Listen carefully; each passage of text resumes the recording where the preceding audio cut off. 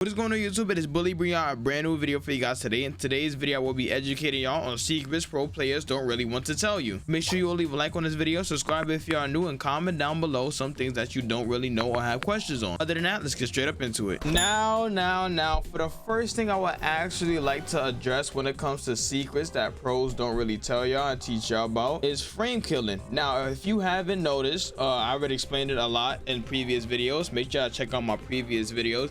Frame killing plays a big part in higher level gameplay. Now the reason why is because frame kill basically allows you to whiff an attack, whiff a normal, or whiff whatever, and put you at a point or put you in a certain predicament to where it is a perfectly timed meaty, right? So let me explain. Meaties is when you hit somebody off wake up. Let me turn this off, right? If I was to hit somebody off wake up and as they're waking up, I hit them on the last frame possible. You should of course see that. If I was to put it on block all, let me go to block all, it is +1. But if I was to hit him with a meaty, the frames would basically change based off like the hits. You see, +4. So if y'all want to frame kill basically make it to where it's a perfect meaty every single time. Let me actually break it down with Camby. Camby basically have 2 frame kills that I actually use consistently. The first thing is a light and medium spike or spiral arrow.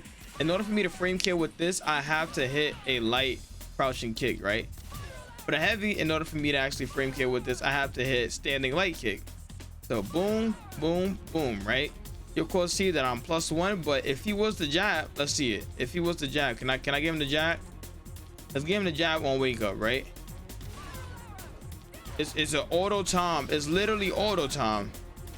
It is an auto time meaty. Y'all of course see that it's auto time meaty. I was messing up before, but look, it's literally auto time.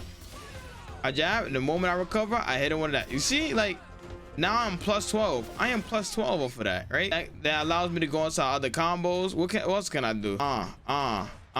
Save my bar. Probably go to another save jump. It's very weird on what these pros actually don't tell y'all, higher level people. But frame kills plays a big part. Also in save jumps, right? Let me do this. Save jumps. Right now I am what, +63. Now the reason why Luke go for a save jump is because the frames is so high that he can't just jump and go for he can't just jump and just go for that. Because I'm gonna do it. I'm gonna try it. I'm just gonna do it. It's go for overhead, and y'all just gonna see you cannot just jump and then go for it. Because he's too high. It's too high on frames. You see, now, even though yes, I am +17, that's not really the point of the save jump. The point of the save jump is to do a move and then be saved while doing that move, right? So let me go to loop.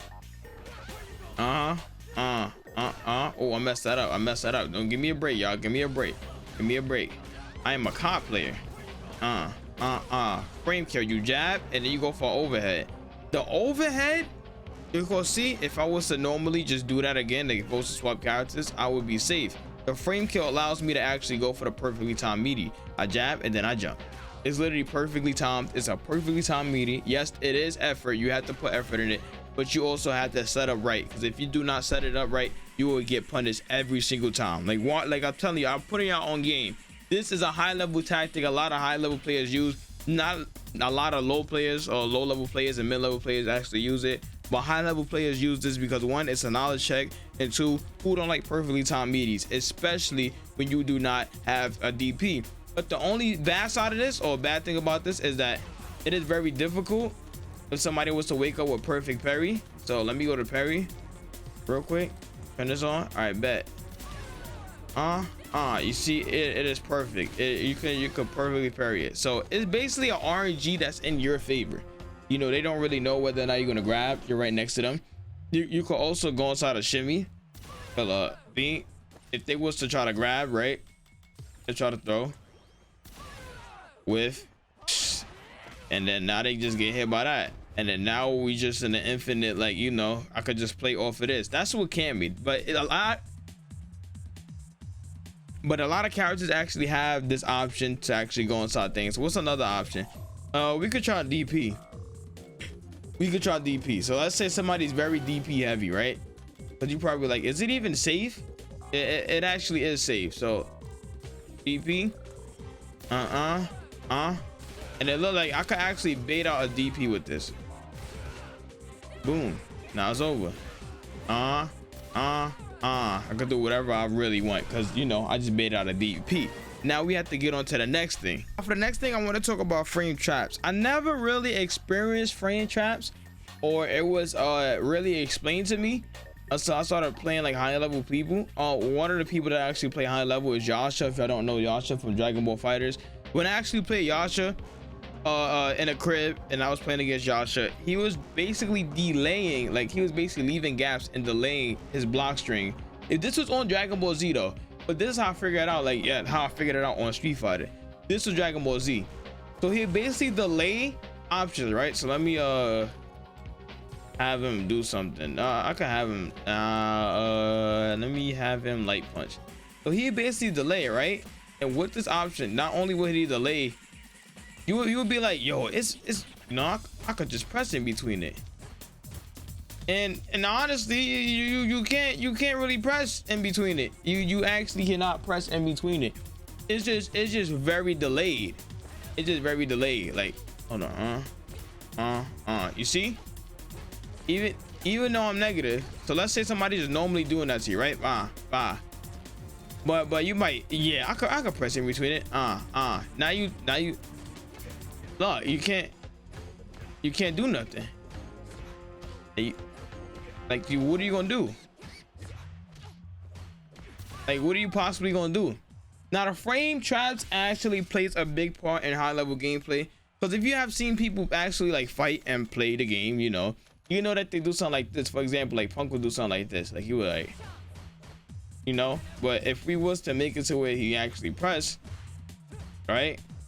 The frame trap, if you delay it, you would get hit because you think, all right, I could press in between it. See, it's weird. It's weird, but the point of this is to actually leave a gap in a block string, so that way they'd be like, all right, I can attack. Or if they was to, like, let's say they was to just OD, right? Because unless your character, or if your character don't have it to where, you know, I can't back and then press like light punch. So let me just see. So let me do it again. Let me do it again. If I was to delay it, I would get hit, right? But if I was to delay a little bit longer, I'd be safe. It's weird. It's weird, but high level players actually use tactics like this to knowledge check you and to actually get knowledge on whether or not, you know, you are going to do something stupid like that. And if you know that you are, you know, capable of doing something like that, I'm telling y'all, just don't do it. This all comes with knowledge if you want to counterplay it.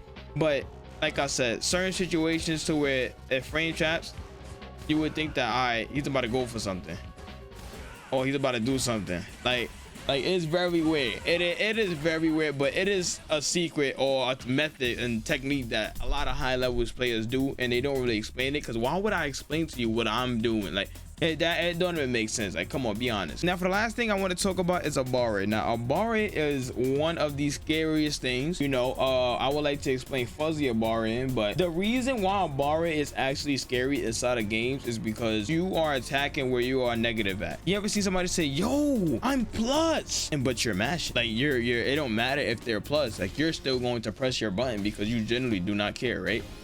So let's say I probably could record Luke doing this and then jabbing into that. Is it gonna take long? But if I'm plus, right? If you don't jab automatically, I'm jabbing him back. I'm not plus. My fault. I am negative. But if he is doing that, I could jab back. I generally just don't care. I just don't care. Like, I'm just gonna jab back before he even.